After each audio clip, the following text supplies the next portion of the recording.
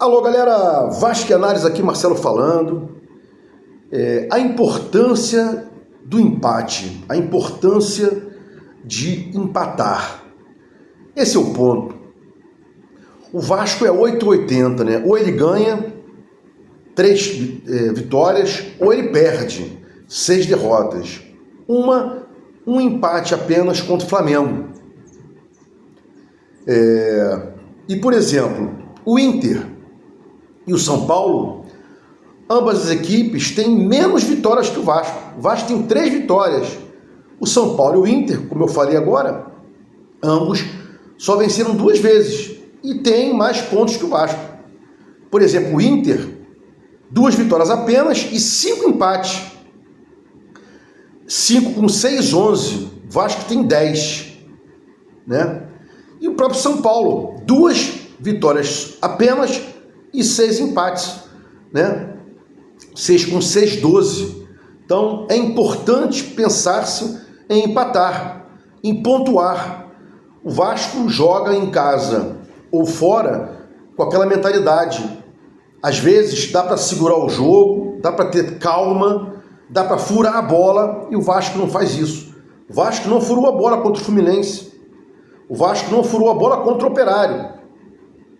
São campeonatos diferentes, mas o Vasco, em dado momento, ele abandona uma possível pontuação, um possível empate, fica desequilibrado, e aí isso vai desembocar diretamente na tabela. Tá aí o Vasco. 6 derrotas, né? Apenas 3 vitórias, 3 vezes 3, 9, um empate contra o Flamengo, 10. É pouco, né? Muito pouco. O Vasco está em 15º lugar. 16º é o último fora da zona de rebaixamento.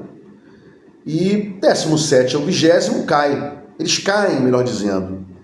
Estava até vendo um pedaço do vídeo do Fábio Azevedo, ele dizendo, olha, o Vasco perdeu e voltou a ficar a 1 ponto da zona de rebaixamento. Acho que foi o Fábio Azevedo ou o Laureano, não sei, alguma coisa assim. Só que o Vasco já estava a 1 ponto da zona de rebaixamento. Quem não passou o Vasco se mantém com 9, com 2 vitórias. E o Vasco tem 10, com 3 vitórias e com times acima dele com menos vitórias. Já falei isso aqui, né? Então o Vasco, não é porque perdeu para o Fluminense, ficou mais próximo da zona de rebaixamento. Já estava. Ele se manteve com a mesma pontuação. Óbvio, perdeu, né? Bom, os próximos jogos do Vasco serão dia 31/5, contra o Bragantino, e depois dia 12 contra o São Paulo. E aí vem a paralisação para o Super Mundial de Clubes. E desses jogos aí, o Bragantino está lá em cima. É difícil, mesmo jogando em casa. E o São Paulo é sempre difícil jogando na casa do São Paulo, né? E aí, como eu falei, 2 partidas antes da paralisação, são essas aí, né?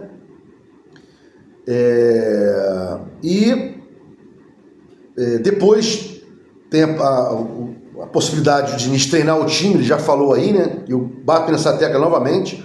Hoje teve um inscrito, né, que não entendeu direito o vídeo, ele falou assim, não, mas o Garré faz falta aí. O vídeo era o seguinte, não é que o Garré faça falta ou não, é a impossibilidade de, depois de 1 mês de treinamento, o Diniz falar que não conhece algum jogador. Esse era o assunto do vídeo. E tomara que depois da paralisação, que vai acontecer depois do jogo contra o São Paulo, o Vasco consiga fazer um treinamento aí, para que não haja mais esse tipo de informação, de alegação do técnico que não conhece os jogadores. E também entrar na base, ver lá a base, como é que tá, né? Tem jogo que o PH vai muito mal, ele oscila demais, bota o Paulinho lá, o lateral, né? Tenta alguma coisa diferente.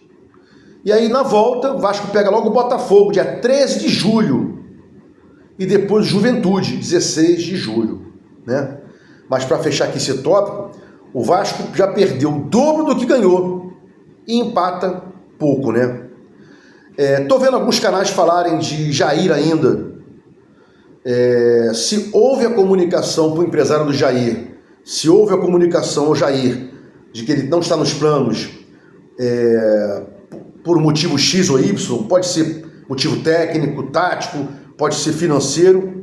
Se houve essa comunicação a eles dois, ok, acho que o Jair não cabe no Vasco a 850 mil mensais, né? O Diniz, que eu estou cravando aqui, que vai ficar responsável por todo o departamento pessoal, né? O Felipe está no ostracismo hoje, tem que se pensar em renovação, e a renovação vem em reavaliação. A reavaliação vem, esse cara está jogando aí, serve, vamos renovar, é isso aí, né? Com relação à Sul-Americana, eu acho que o Vasco tem que pensar sempre no brasileiro, que é o mais importante. O Vasco não pode pensar em cair, já falei aqui, até porque tem reflexo na recuperação judicial. O Vasco, para pagar os seus credores, apresentou ao juiz da vara empresarial lá o plano de pagamento. E esse plano de pagamento leva em consideração receitas advindas da primeira divisão, da Série A. Então o Vasco não pode pensar, em hipótese alguma, em cair, né? Então o Vasco tem que jogar sempre pensando na Sul-Americana, sempre pensando no brasileiro, e agora como está em cima, é só uma partida, vai depois ter a paralisação, passa essa fase ainda, aufere aí os valores que a Conmebol dá por ultrapassagem nas competições, né, nas fases das competições, tanto Sul-Americana como a Copa do Brasil, e depois pensa com mais calma, né? O Vasco não pode rasgar dinheiro, né? É grana e tem que pensar nisso. Bom, outro assunto aqui, bota mais reserva na Sul-Americana depois da volta dela, né? Essa aí, amanhã, bota as titulares, depois tem agora um jogo no sábado e depois foco no brasileiro. Vi uma notícia também, né? Coutinho volta de suspensão e tal, joga contra o Melgar, tá errado. O pessoal que escreve aí matéria, o Coutinho não volta de suspensão porque o assunto é Copa Sul-Americana. O Coutinho vai voltar de suspensão quando falasse em brasileiro, né? Os caras ficam... para soltar uma matéria é complicado demais, né? Bom, mais uma vez eu falo aqui de Garré. Já falei antes, vou falar agora. O GE fala em perda de espaço do Garré, que não tem espaço com o Diniz, blá, blá, blá. O GE tá de brincadeira. Quando que o Garré teve algum espaço, né? O Garré não teve espaço. Ele andou jogando algumas vezes com o Carille e tal, e depois o Diniz não quis colocar, assim como o Lloyd, né? Não entrou no último jogo aí, né?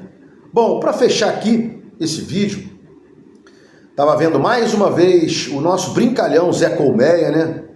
Cada clube tem o seu youtuber que merece, né? O Flamengo tem um Paparazzo, o Fluminense tem um Dezão, eu acho que é sentimento tricolor. O Botafogo tem aquele senhor lá, maluco, né? Que diz que o Botafogo tem que jogar Champions League. E o Vasco tem o Zé Colmeia, né? E ele outro dia falou aí, se não sabe me engano, outro dia não, talvez ontem ou sábado, né? Olha, o Pedrinho tem que vender, vende, tal, não sei o quê. E ele mesmo confessa depois que o tal do Maxi, né, que jogou no Vasco, centroavante, através dele quis comprar o Vasco e chegando aqui, óbvio, com os advogados, verificaram o tanto de problema que tinha nessa negociação. Inclusive, justiça americana, bloqueio daqui, bloqueio dali, né? Tem que haver não só o trato com um possível comprador, como a autorização do magistrado da recuperação judicial. E aí, claro, não houve compra, não houve negociação entre, supostamente, que o Zé Colmeia falou, né? Entre Maxi e o Vasco. E aí os caras querem dizer agora, não, bota aí, tem que vender, tem que vender. Já soltei vídeo específico sobre isso. Não é tão simples assim, né? Tem gente que fala, vende, vende, vende, sem saber do que se trata aí, né? Se gostou dos comentários, se inscreve aqui no meu canal Vasco Análise, dá um like aí para mostrar o YouTube engajamento, sininho para mostrar o YouTube que você quer receber meus vídeos quando forem ao ar. Vasco Análise, fique com Deus e até o próximo vídeo.